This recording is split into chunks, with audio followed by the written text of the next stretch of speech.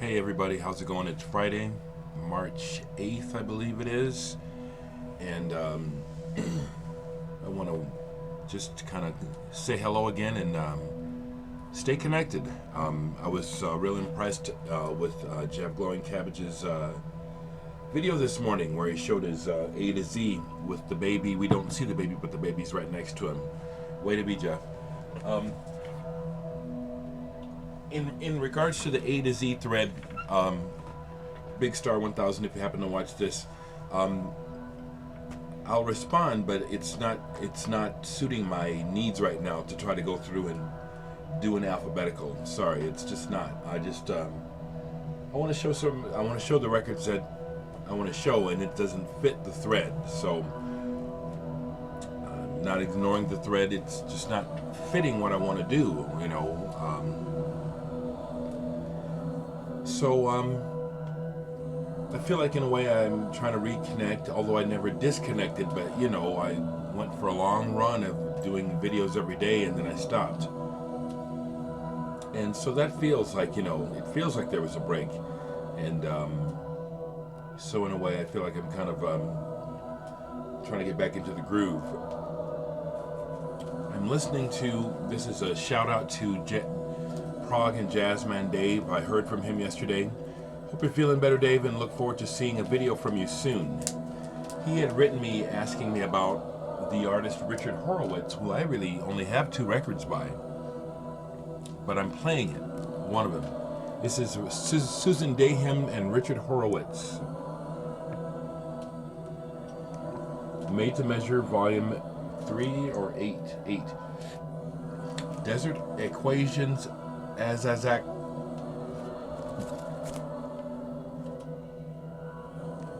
I can't say the name. What I think is significant about Mr. Horowitz for you, Dave, is that what he's doing here with Susan Dayhem on this record back in the early 80s was ahead of the game in regards to the mixture of world musics, electronics. I'm trying to find the date here. This goes back to about 1984. I also have the Sheltering Sky soundtrack, but I haven't listened to that in a long time, so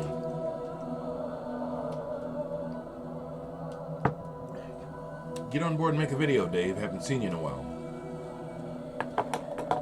Also, in response to watching a few videos, so I do. The VC is important to me, and it does feel like it's something that you have to feed, like a child.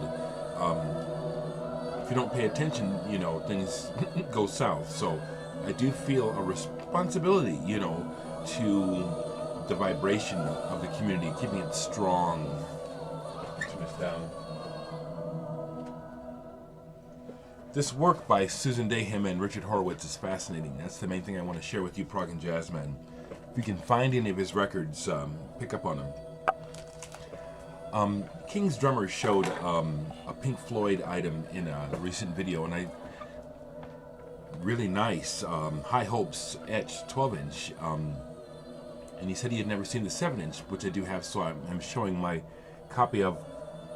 Here's the Pink Floyd High Hopes 7-inch. I'm also going to continue talking about what I talked about yesterday, which is I go on jags of things. Something will catch my interest and I'll do it for a while, then I'll move on.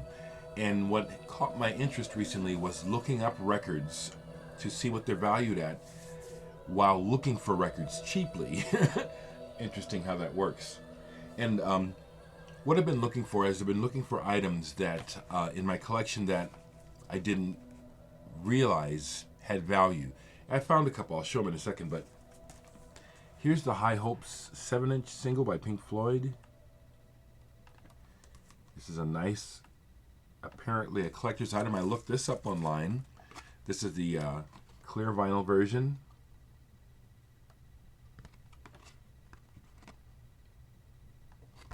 And the poster is with it. I did buy this when it was released. And saw this tour, saw Pink Floyd on this High Hopes tour. And I was not disappointed. It was excellent. Here's the poster that comes with it.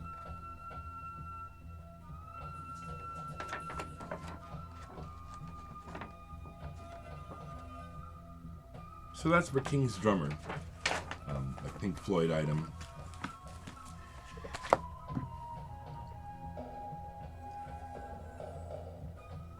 Yes, Dan from Canada often would have a mug that he would be sipping from in his videos. I noticed that early on, and that endeared him to me in part.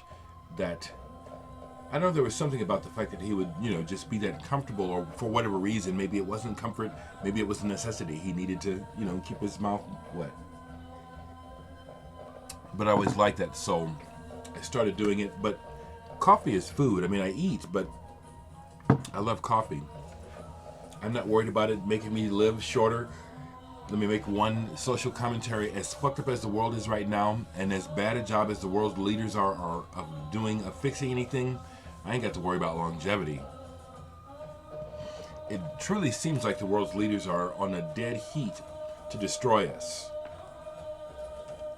I watch the news and everything seems calculated to fuck things up, to not fix anything.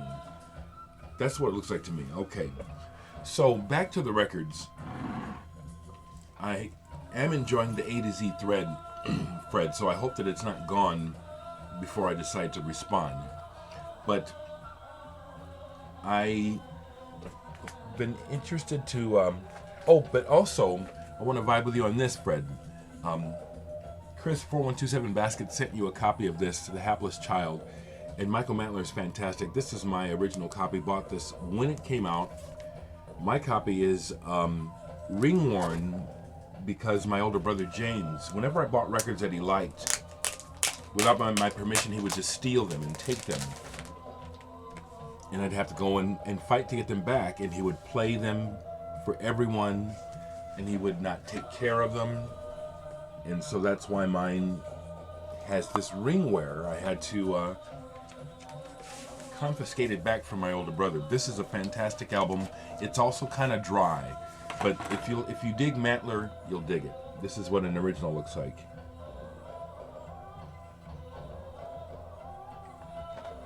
I have several other Michael Mantler albums. I recommend Michael Mantler. I think he's a bit obtuse to the average listener, and so his records, you find most of them very cheaply. This is one that is not cheap.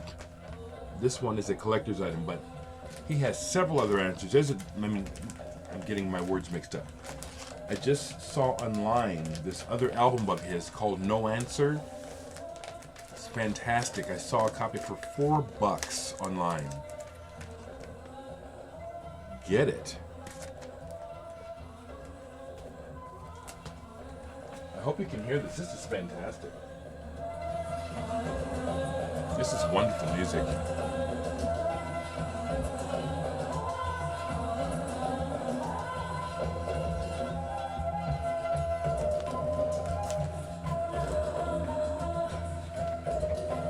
Who's into the Mantler? I'll show you right quick. Yeah, this is excellent.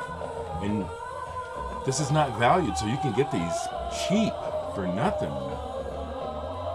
Words by Samuel Beckett, Don Cherry, Carla Bley, and Jack Bruce. This is really excellent. No Answer.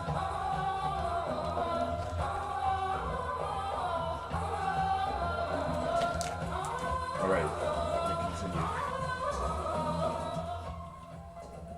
So, in looking at records, what I've been looking for is records that I have that I figured this record's probably worth something, but I don't know.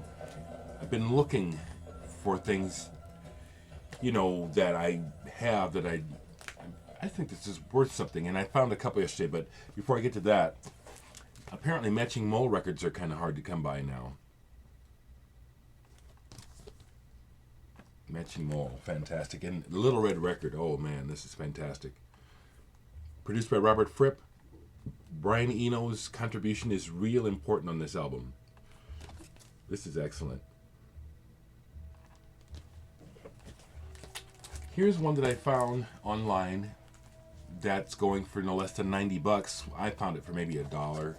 Ivory. Don't know anything about this band. It's on the Tetragrammaton label. That label was started by Bill Cosby.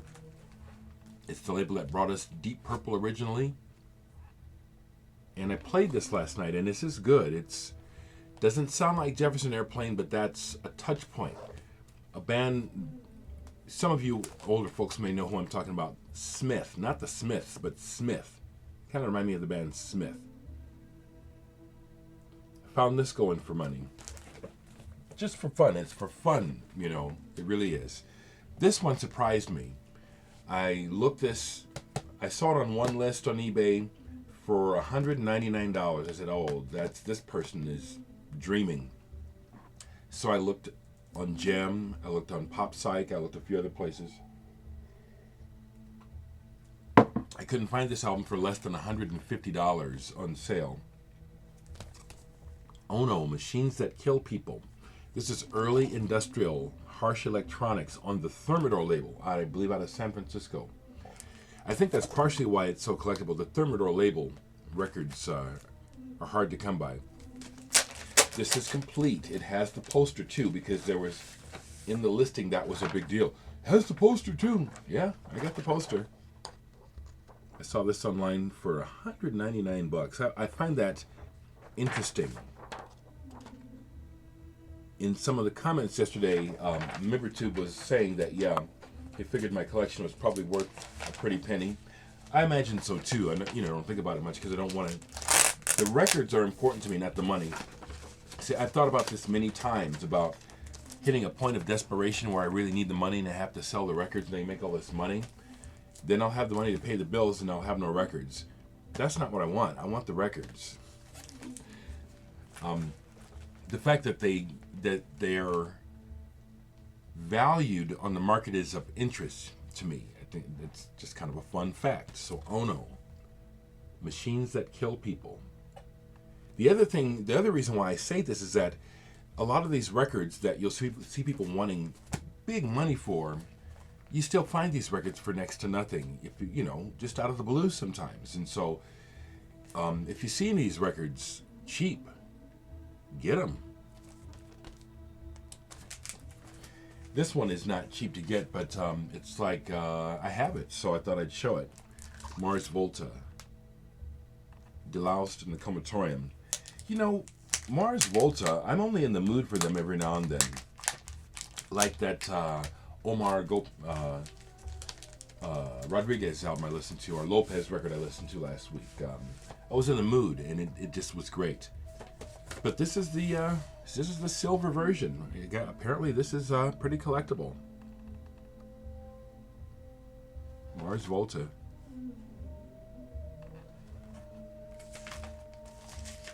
But yeah, sometimes when I'm in the mood, this is great. Yeah, I have the original inserts, everything. This is complete.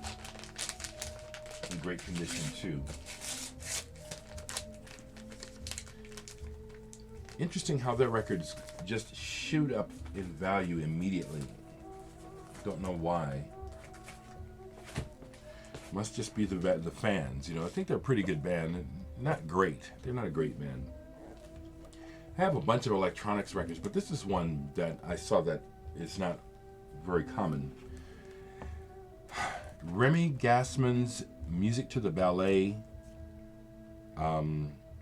electronics, under the direction of George Balanchine.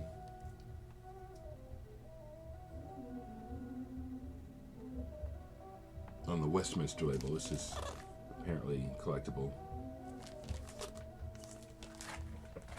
This wasn't part of the looking up, but I pulled it because I kind of forgot about it, and I still have to listen to it.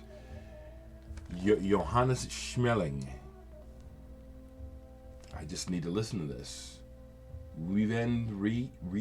Ret on the Erdenklang label. So this should be good. I can't remember it. Here's another one that I was looking it up to see, and it's not of value, but it's like, well, still, who are these guys? I can't find out anything about this band. Chelsea Beige. It's on Epic Records, kind of a soul rock soul effort.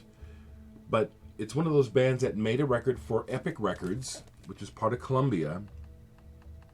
You know, because Columbia was so huge, they could put out records and just write them off as taxes and never think anything about it. But who are these guys, and how did they get the record made? Those stories still intrigue me about people who make records and you never hear from them again. How did they get the record made in the first place? Who were they? What's their story? Chelsea Page.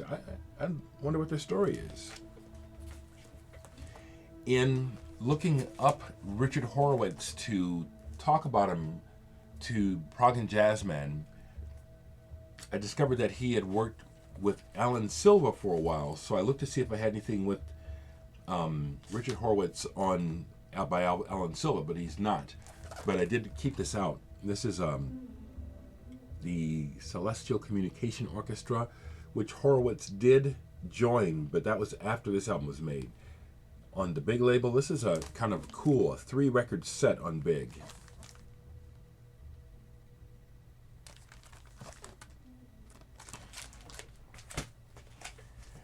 This is something that I bought not that long ago because I just waited for it to go down in price. It was sitting in the store forever, and no one's buying it, so I just wait for the price to come down, and it finally did.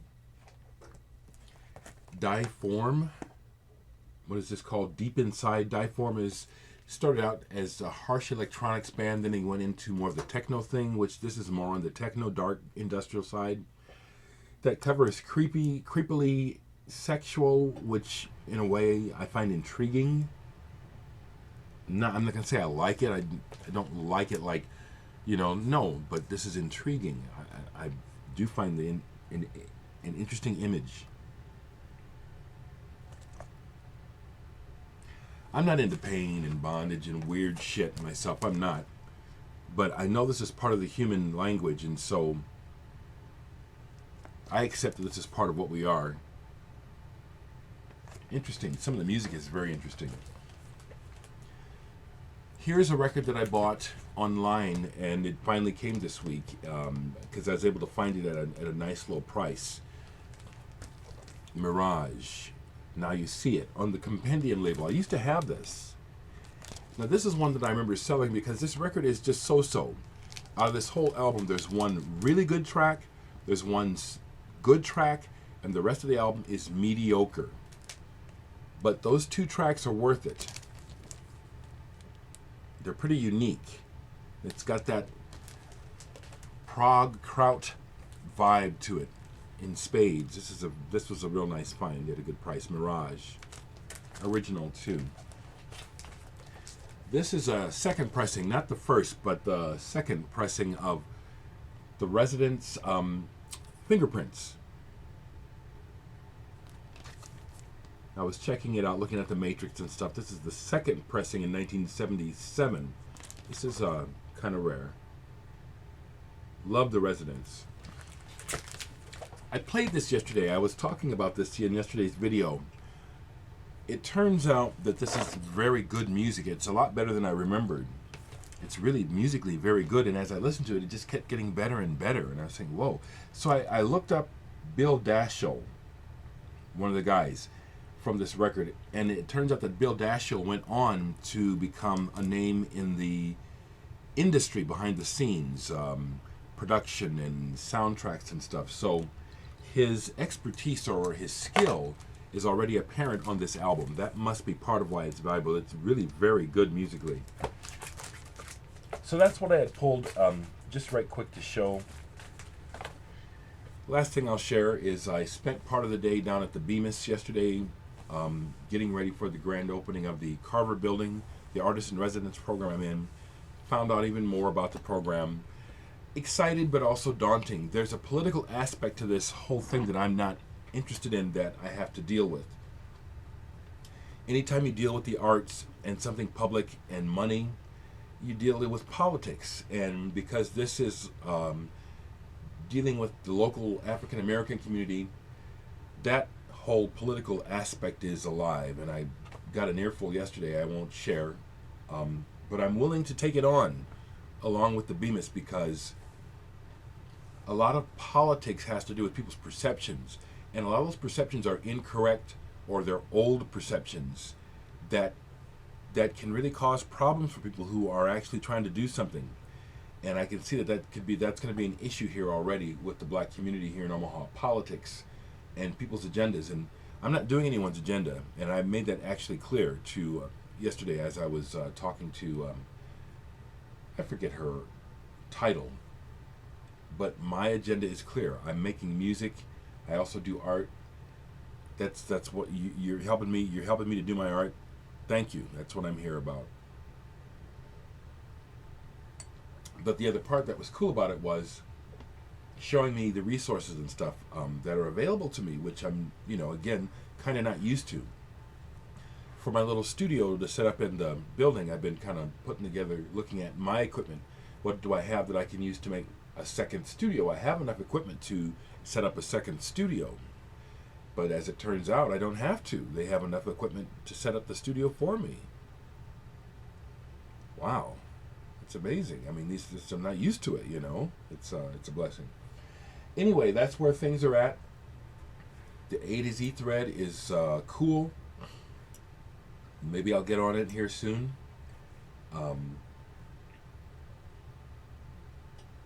Just much love to the BC. Much love to everybody.